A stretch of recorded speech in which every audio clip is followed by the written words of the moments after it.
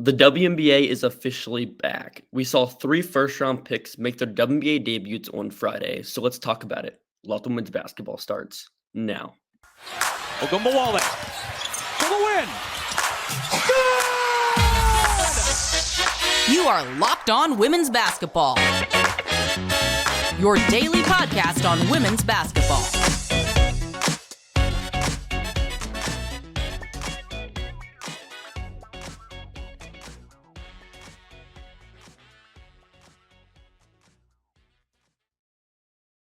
Welcome. You are Locked On Women's Basketball. My name is Hunter Cruse. I'm Saturday host, covering the WNBA draft and women's basketball at large.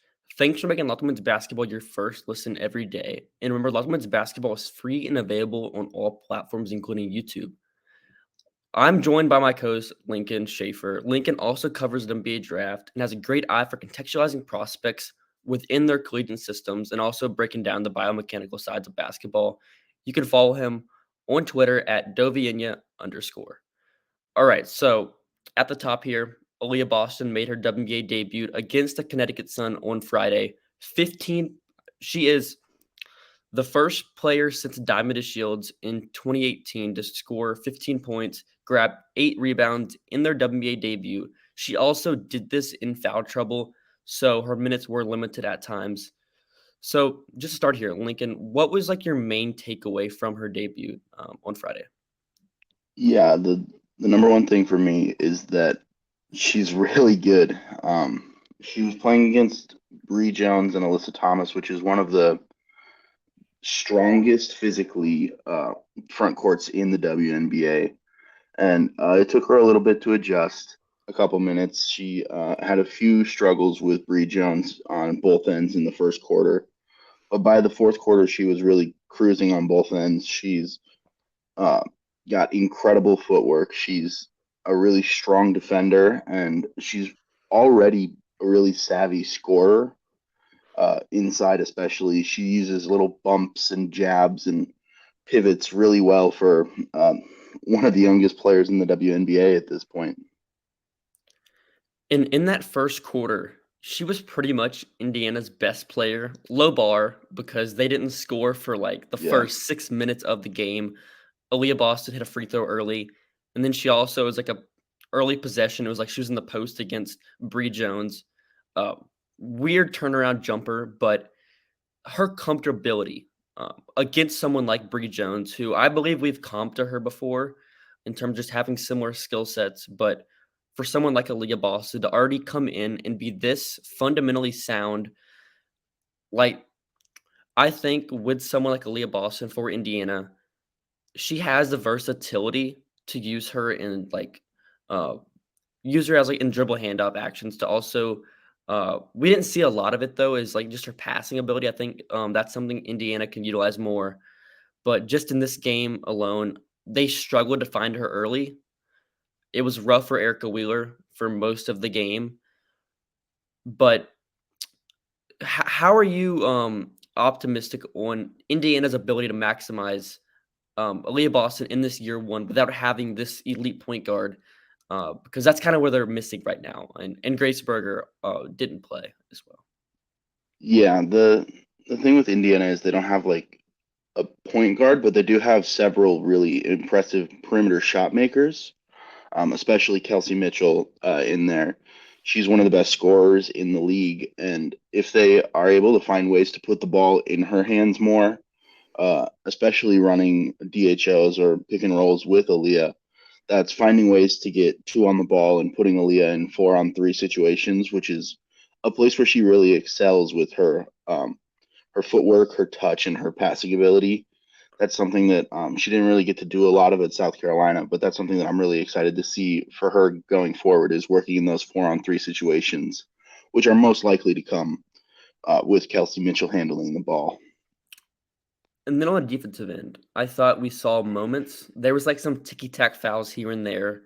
But in general, her verticality, which is one thing we noted multiple times on this podcast throughout the draft cycle, is she isn't the greatest vertical athlete, but her discipline, her ability to remain vertical on jump shooters, the ability to use her body well, her strength, her low center of gravity as well, just being able to plant her feet, and contest shots. I thought she did well in that area. Like in the game, Bree Jones shot 4 for 9 from the field. She was effective at times, but 4 for 9, you'll take that from someone like Bree Jones, who was the most improved player last year. So what did you see like on the defensive end? Yeah, defensively, she was mostly in those one-on-one situations with Bree Jones, and got called for a couple of those fouls, which not all of them were fouls. Jones took 6 free throws. Alyssa Thomas took 7 free throws. But really, I thought that Aliyah was just solid on defense, which I never saw any way for her to be less than just a solid presence defensively. She's so smart and her footwork is so good that she had such a high floor as a defender in the WNBA. I feel like in this game, we didn't see a lot of moments where she had to defend in space per se. Because if you have Alyssa Thomas on the ball, she's not someone you're going to want to hedge or really play out on the perimeter, just giving her more space on the back line. So we saw her more occupying the paint, playing in help. So how do you feel like how are games going to translate whenever you're going to play a team, maybe someone like Seattle or someone like Washington who has more versatility in the front court? Yeah, I'm not terribly concerned about her ability to defend in space. She moves pretty well. She's not someone who's going to be like jumpy at every pump fake and like closing out recklessly. She's really plays under control, and like is very aware of the things happening around her on the court. So I'm not really super concerned. She might struggle a little bit getting taken off the dribble off switches, but that's really something that is never going to be a strength for a 21-year-old big coming into the WNBA. And it's not even really about her being bad in space. It's about her not being at the rim opens up so much more for opposing offenses. Like we're seeing it with Anthony Davis on the men's side, where he's not awful in space, but bringing him away, like one of the best rim protectors in the NBA, away from the rim, your probability of scoring increases so much more. So with teams that can space out, and having like someone like Melissa Smith who struggled defensively in this game as well. So I think putting Indiana in space, making them make rotations is ideal. But in this game, I thought Indiana was solid on defense. Their offense was rough at times outside of Kelsey Mitchell. We saw some flashes from Mike Caldwell in this game as well. I also thought it was a solid game from Christy Wallace at times. I thought she had a nice pull-up jumper in there. But after the break, we'll shift our focus over to the number 2 pick in this draft in Diamond Miller, her WNBA debut, and we'll also talk about Dorka Juhas as well for the Minnesota Lynx. And we're back. So on Friday, in the second of our games, we saw the Minnesota Lynx face off against the Chicago Sky once again. And in this game, the final score was, let me see if I can get it right here. Do you have the score pulled up?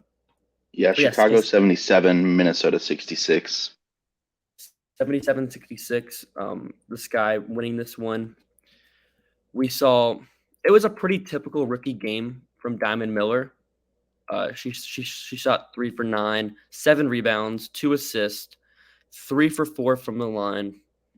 I thought in this game there was flashes of being an effective mid-range scorer, being able to play in transition, but also you saw the rookie moments, those outstretched finishes, struggling to finish through contact.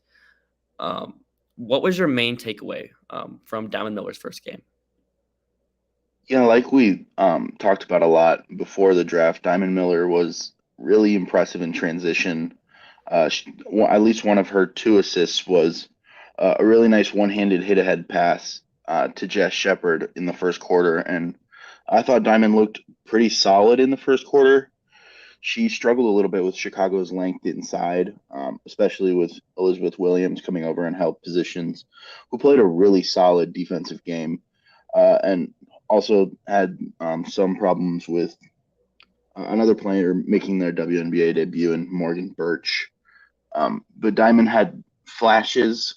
I thought her defense was a little bit better than I anticipated it being in this game. She had the matchup on Kalia Copper, which is not an enviable one for any rookie. But I thought Diamond performed pretty well in that spot defending Kalia Copper, who's one of the most dynamic offensive players in the WNBA. And Diamond Miller is the type of player where you're going to expect a lot of ups and downs as a rookie. Contrary to someone like Aliyah Boston, who we expect to see more good than bad, but with someone like Diamond Miller, more perimeter oriented, someone that has more of like a raw skill set, inefficient at times from three, inefficient at times in the mid range. I thought at moments it was solid, but my main concern, I mentioned to you as well, is the handle for me.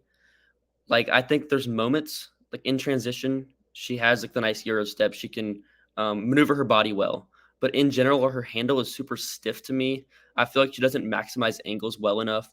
I remember there was one moment in the half court. It was like she was initiating from the wing, and then she took a weird angle to the rim, and then he got denied at the rim on a pretty contested layup. So I think for Diamond Miller, improving that handle, which is not the easiest thing to say, but trying to maximize her handle will probably do her a lot of good for her development, given the jump shots inconsistencies and also given just some of her rawness in her game. Yeah, I think at Maryland she was really reliant on her length to finish around rim protectors, and she liked to go to like an underhand scoop shot where she's got her arm fully outstretched in front of her, and that's just something that's not going to be as effective against WNBA bigs and that are longer, stronger, faster, and more capable of blocking those shots. And that's something that we've seen a lot in preseason, and that's something that we saw again last night against Chicago. She really struggled getting the ball around like Elizabeth Williams, especially, and finishing at the rim.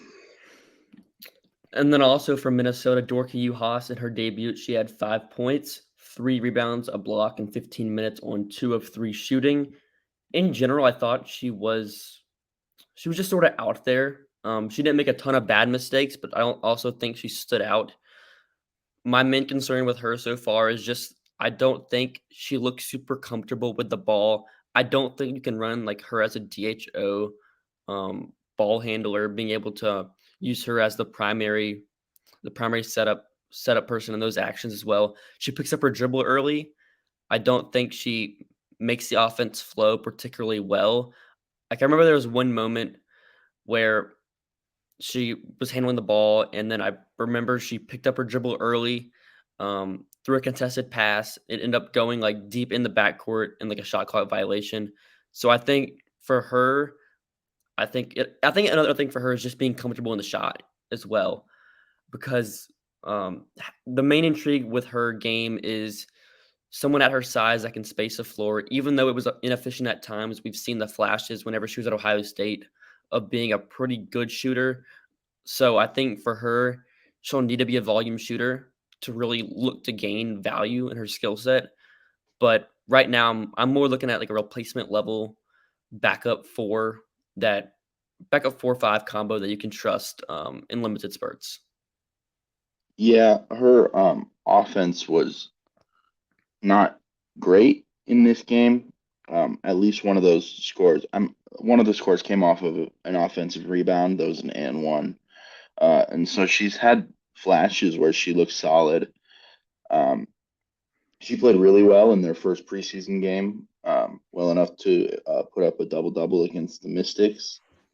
But this game was a bit more of a struggle. She shot 2 for 3 from the field, but for her to only be getting up 3 shots in those 15 minutes is a little bit concerning.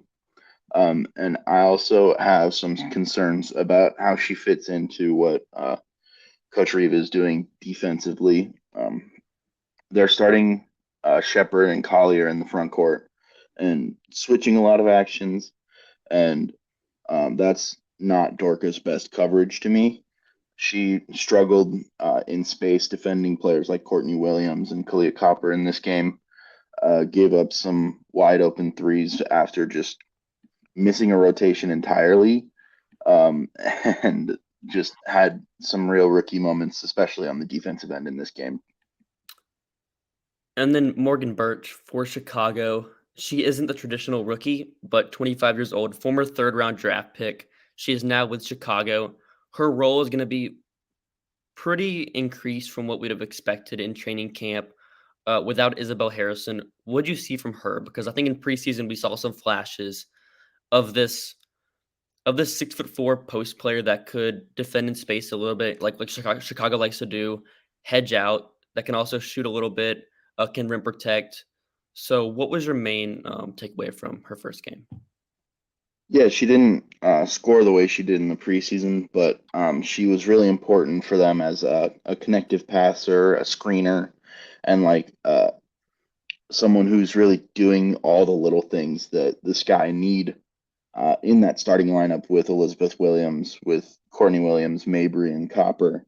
And I really liked her defensive activity in this game. She gets her hands out. She is really solid sliding with drivers and is really good in help positions too. I really, really liked her defensive activity in this game.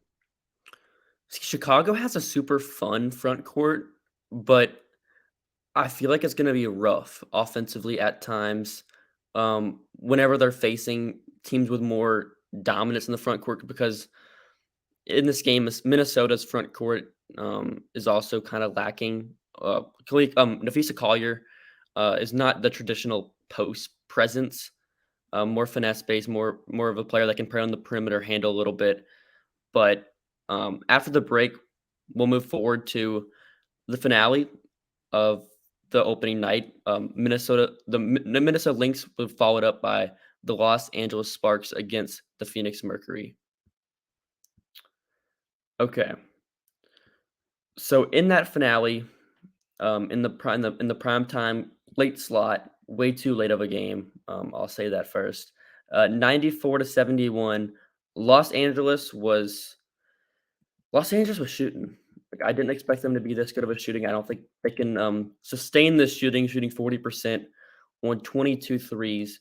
But Zia Cooke, in only 15 minutes, pretty remarkable efficiency. She had 14 points, 2 assists, 2 rebounds, 1 steal, won 5 of 6 shooting from the field, 2 of 2 from 3, 2 of 2 from the line. I thought a lot of the stuff we'd seen at South Carolina, she was getting into her mid-range jumpers well. The funky finishes, the funky mid-range shots with her touch. But it was super encouraging in this game for Zia to come out and really look like a WNBA player, because with some rookies, you'll say, okay, they come in, it's rough, but you need to give them time. But with Zia, she looks comfortable and probably someone that Los Angeles should consider for that starting spot. Yeah, Zia just looked really comfortable out there. She's never been a player who's afraid of the moment, who is like blinded by the light. She, to me, she looked really patient offensively, which is something that is something we were looking for from her coming into the WNBA, is to not rush into shots and to just take her time and find her little spots to get to. And she did a really good job of that. She hit 2 catch and shoot threes, and she attacked a couple closeouts and got to the free throw line area, which is a spot where she really likes to pull up from. And she just looked really solid offensively. And with Zia in this game, I thought like those 2 catch and shoot jumpers, she was confident early. Like she Absolutely. scored, I believe she scored like 7 points in the first minute, maybe. It was pretty remarkable for her. But she also, I believe she went down with an injury, but she came back in this game. So she only played 15 minutes, but overall, I think we should expect like an increase moving forward. But then also, I know you want to touch on some other players from this game that also made the WNBA debut. Yeah, also in this game was Liz Dixon, a backup big for the Mercury, and Caddy Sissoko. They both made their debuts in this one. Liz Dixon played 4 minutes, mostly in the second half, and didn't record any stats. But Caddy Sissoko, she scored 2 points and she had 2 rebounds, and I think she had some really interesting defensive flashes. She's tall and she moves really well. She has the ability to shoot a little bit. She didn't really shoot in this game, but I thought that her defensive activity was something that was really interesting in this game. Flying around the court, she moves really well, and that defense was one of the few bright spots besides Brittany Griner for the Mercury in this one. And with Sissoko, I'm always for bigs with the size, the length, the movement abilities. So I believe, yeah, that was a really good selection for Phoenix in the third round. I think she has the upside. We'll see if she stays with the team the entire season, but I believe keeping someone like that with the raw offensive upside of becoming a rotation piece down the line could be valuable for Phoenix, just because their young core is lacking right now. They haven't really invested a lot into the draft. So for Phoenix, having someone like that, having someone, in addition, we saw Avina Westbrook make her debut. It was rough. 0 for 5 from the field, 0 for 2 from 3 points. Yeah, I think for Phoenix, having someone like that on their bench will be valuable for them. Yeah. And then there were 3 other players that made their WNBA debuts last night that we didn't touch on already. Leah Brown for the Connecticut Sun. She was pretty active defensively. She had an offensive rebound, and she had a really nice assist in just 3 minutes played. Victoria Saxon for the Indiana Fever. She only played 1 minute. Her activity was there. She was flying around the court, but she picked up 2 quick fouls, and Coach Christy Sides took her out of the game really quick. And then one debut in the Liberty versus the Mystics, and it was Lee Meng making her debut, just playing the last 51 seconds for the Mystics there. She didn't record any stats, but it's awesome to see these players making their debuts. Yeah, so thanks for making Locked On Women's Basketball your first listen today. I'll make your second listen game to game NBA. Every moment, every top performance, every result. Locked On Game to Game covers every game across the NBA with local analysis, and only Locked On can deliver. Follow Game to Game on Locked On NBA, available in the Odyssey app, YouTube, and wherever you get your podcasts.